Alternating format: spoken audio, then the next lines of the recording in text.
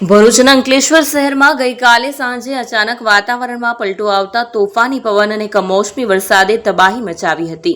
ભરૂચના અંકલેશ્વર શહેરમાં ગઈકાલે સાંજે અચાનક વાતાવરણમાં પલટો આવ્યો, જેના કારણે ભારે પવન અને કમોસમી વરસાદે શહેરના અનેક વિસ્તારોમાં વિનાશ સર્જ્યો હતો. તોફાની પવનના કારણે વૃક્ષો ધરાશાયી થયા, વીજપોલ તૂટી પડ્યા અને શેડ પણ ઉડી ગયા, જેના પરિણામે વીજ પુરવઠો ખોરવાયો અને ટ્રાફિક વ્યવહાર પણ ખોરવાયો હતો.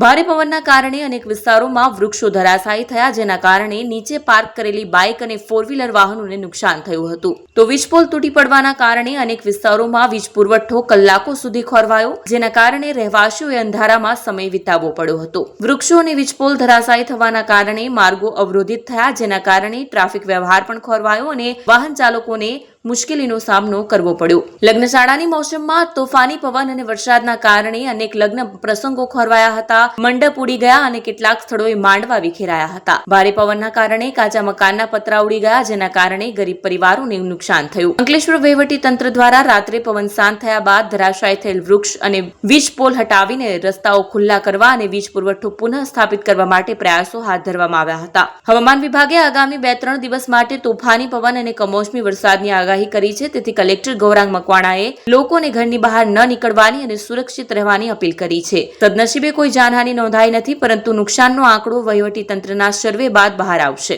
વહીવટી તંત્ર દ્વારા લોકોની સલામતી માટે જરૂરી પગલાં લેવા અને તંત્ર સાથે સહયોગ કરવા માટે અપીલ કરવામાં આવી છે.